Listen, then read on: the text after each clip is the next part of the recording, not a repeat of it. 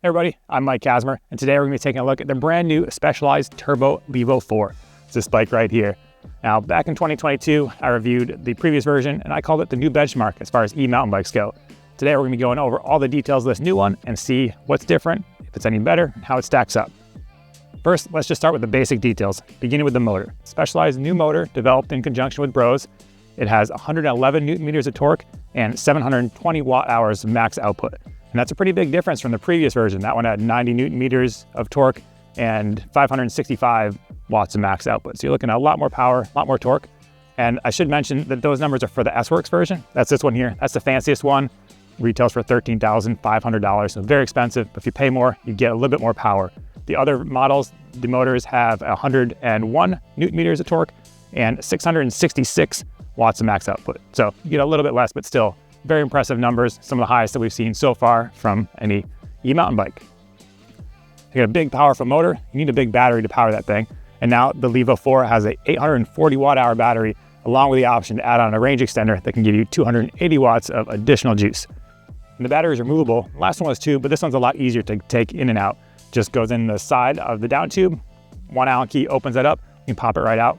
And because it's easily removable, there's even SWAT storage in there now. So there's a little bag up towards the front that you can stick some snacks or some spares in there. I'd say it's more likely a spot for spares since you do have to take the battery out to access it, but there's storage in an e-bike, which is something we don't typically see. 840 watt-hours is the stock battery configuration, but Specialized also has a 600 watt-hour battery. If you want to shave a little bit of weight, you also reduce your range, obviously. And like I mentioned, there's that range extender. You could even run the bike with just the range extender and no battery installed if you wanted to. That does cut the motor output by about half, but it's an option if you wanted to do that. So moving on from batteries, we can also talk about the charger because there's a supercharger. Yeah, that's what Specialized calls it, but it's actually pretty impressive. It's pretty big, maybe this big. It's an aftermarket option, but it can charge the battery from 0 to 80% in less than 2 hours. It's maybe even closer to 1 hour. So it's very fast, and that's gonna be nice for if you forgot to charge your bike before the big ride, you can just wake up, plug it in, be ready to go by the time you are. As far as the geometry numbers of the frame goes, it's pretty similar to the last version. Still has 150 millimeters of rear travel, 160 mil fork up front. You got mixed wheels, and it has all the adjustments that we've come to expect from Specialized. So the head angle sits around 64.5 degrees, but you can steepen or slacken that by 1 degree by swapping out the upper headset cup. It's included. You also have adjustable chainstay length, and you have adjustable bottom bracket height. The nice thing is all those adjustments are pretty independent, so you can kind of really fine-tune the bike in order to suit your riding style and the terrain that you like to go on. The bike also has a slightly steeper seat tube angle compared to the previous version. It's now around 77 degrees. It's gonna be nice, kind of gets you in that modern, more upright climbing position. This fancy one comes with boxes, wireless dropper post, but there's room for up to a 200 millimeter post in the S4 sizes, which is nice. A little bit more room for longer travel dropper posts. Levo 4 has a nice top two mounted display. There's all kinds of different configurations. So depending on what you want to see when you're riding, you can add different menus and you can delete different menus. And it's all controlled via a little remote that's right here. It's got a little, you can call it a joystick, a little up and down, and there's two buttons above and below. It took me a little bit to get used to it, but now it feels more like second nature. I do kind of prefer the previous version that just had two buttons, but with time it becomes more intuitive and it's easy to cycle through all the different modes. And even the modes, you still have your typical eco, trail, and turbo modes, but you can fine tune those in the app. And then there's also the possibility to do micro tune, where you can increase the amount of power or decrease it by 10% increments. It really helps you kind of match, say you're riding with a rider with a different motor system, you can really match their output, or again, just kind of maximize the amount of battery that you're getting. So super customizable and really easy to use, and a Specialized app works really well too. We've got familiar geometry, a new powerful motor, and a big battery. Now it's time to actually ride this thing and see how it handles out on the trail.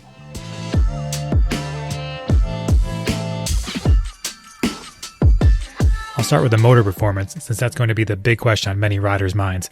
Is that extra oomph noticeable? It certainly is, especially on really steep climbs. There's no drop-off in the level of assistance, just a consistent push to get you to the top. On extra techie sections of trail, a type with moves that slow speeds down to a crawl, the torque is especially impressive. Pushing down on the pedals results in an instant surge of power, perfect for getting up and over rooty steps. There's zero delay. It's kind of like having a super fast engaging hub that also happens to propel you forward. The cadence required to make the most of the motor isn't wildly fast either. Specialized says it's around 80 revolutions per minute, and I didn't feel like I needed to alter my usual pedal speed that much in order to maintain a good level of assistance. I didn't have too many pedal strikes on the climbs, or the descents for that matter, but riders in rocky areas might want to swap out those fancy 160mm carbon cranks for something shorter and maybe made of metal. The overall speed of the bike is what really stands out. I knew I was getting places faster than usual, but it wasn't until I looked at my stats that I realized just how much vert I knocked out in a very short amount of time.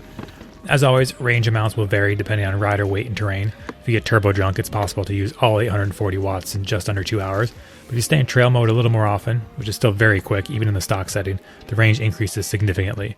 I was able to get around 23 miles of range and 4,000 vertical feet of climbing out of a full battery, and that's using a mix of turbo and trail modes. As far as the overall climbing position goes, I don't have any complaints in that department. Slightly steeper seat tube angle compared to the previous version was appreciated, and the higher rise bars helps create an upright and comfortable setup.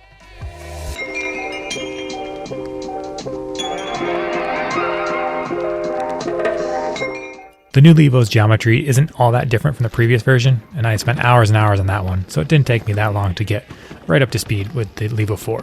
I tried a few different geometry settings for experimentation's sake, and ended up preferring the long chainstay, low bottom bracket, and neutral head angle position.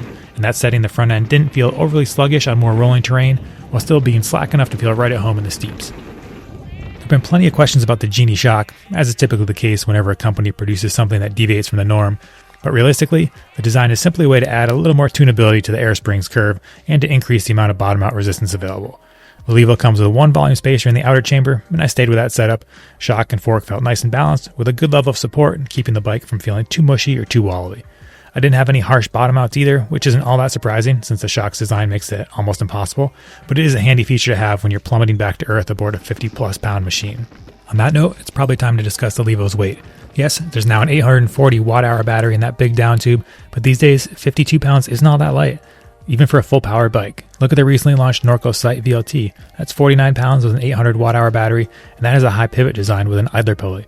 Or there's the transition regulator, which comes in at 47 pounds with a 600 watt-hour battery. Add on a 250 watt range extender, and you're still looking at a sub-50 pound bike. Am I being picky? Yeah, maybe a little, but weight does make a difference in how a bike handles, even if there's a motor.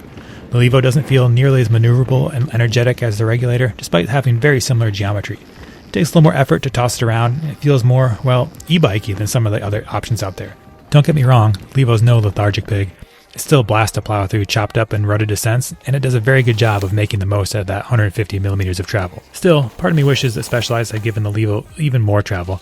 I'd be a little more lenient when it comes to the number on the scale if this was designed to be a downhill smasher, as opposed to more of an all-rounder.